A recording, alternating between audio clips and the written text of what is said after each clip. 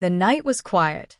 The moon hung above the hills like a silent guardian, its silver light brushing the edges of every tree, every stone, every whisper of the cool night air. I remember that night clearly. I wasn't supposed to be outside. But sometimes life places you where you're meant to be, even if you don't understand why. My name is Emily Carter, and this story begins just past midnight, when the world was sleeping but I was wide awake. I had taken a drive. Not far, just out past the old Miller farm, where the road bent alongside the woods. It was where I always went when my thoughts got too heavy. Something about that stretch of road, under the moonlight, helped me breathe. That night felt different, though. Halfway down that quiet road, I saw him. A figure, standing near the ditch, barely visible. At first, I thought my mind was playing tricks on me. But no. As my headlights swept past, I saw him clearly.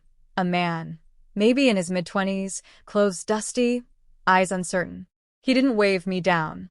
He didn't ask for help. He just stood there. I should have kept driving. That's what my mother would have told me. But I didn't. Something in me said stop. So I did. I pulled over slowly, kept the engine running, my heart tapping against my ribs. I cracked the window slightly. "Are you okay?" I called softly. The man hesitated. Then he shook his head.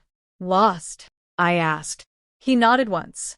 I could tell from the way he stood that he wasn't dangerous. Just tired. Maybe scared. Maybe both. "I can call someone for you," I offered, still cautious but kind. My phone's dead," he said quietly, his voice rough from the cold night. I didn't know where else to go. I watched him for a moment. The moonlight caught his face, showing dark circles under his eyes, cheeks hollow. He wasn't a threat. He was just lost. Without thinking further, I unlocked the door. "Get in. It's cold." He hesitated, glancing down the dark road behind him, as if weighing whether he could trust me.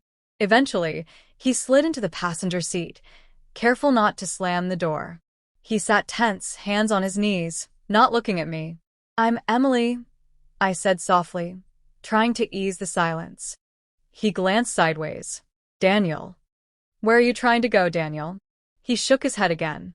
"I don't know anymore." I let that be. Some people aren't ready to talk. I knew that feeling too well. We sat there in the quiet, the heater humming low. After a few minutes, I reached into my backpack and offered him a granola bar. He hesitated, then took it like he hadn't eaten properly in days. As he ate slowly, the silence between us changed. It wasn't uncomfortable anymore. Just quiet. Safe. "Thank you," he said finally. "Everyone needs help sometimes." I wasn't supposed to need help, he admitted quietly. "I thought I could handle it. Turns out I couldn't." I didn't pry. Whatever storm he was carrying wasn't mine to open. But in that moment, I could offer shelter from it. The road stretched empty ahead of us, but for the first time in a long time, I felt calm. Not anxious. Not restless.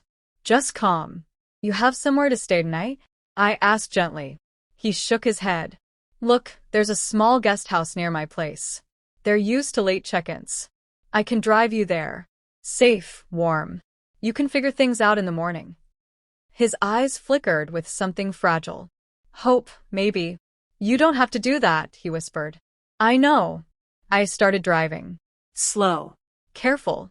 The moonlight guided us home. The guest house owner, Mr. Jenkins, was kind enough not to ask questions when I vouched for Daniel. I paid for the night myself, ignoring Daniel's quiet protests. When we stood outside his door, keys in hand, Daniel looked at me, really looked at me for the first time. "Why did you help me?" he asked. I thought for a moment before answering. "Because once, someone helped me when I didn't deserve it." He nodded slowly, understanding. "Good night, Daniel." "Good night, Emily." I left him there, under the porch light, and drove home as dawn threatened the horizon. Days passed. Life returned to normal. Or so I thought. Then, a week later, a knock at my door. I opened it to find Daniel standing there, healthier, cleaner, carrying a small box of fresh-baked muffins. "I thought maybe I could say thank you properly," he said, smiling faintly. I let him in. Over coffee, he told me bits of his story. Not everything. Just enough. He had been traveling to escape a life that felt like quicksand. Lost his job. Lost his place. No one to call. He'd reached that dark night with nowhere left to turn. "You were the first person who didn't look at me like a mistake," he said softly. "You're not." Neither of us spoke for a while after that. Over time, Daniel became part of my quiet world. Not in some dramatic, life-changing way. Just steady. He found a job at the local garage. Rented a small place nearby. Sometimes he'd stop by after work for coffee. Sometimes we'd walk that moonlit road together, not saying much at all. People in town asked questions, of course. That's what small towns do. But I didn't care.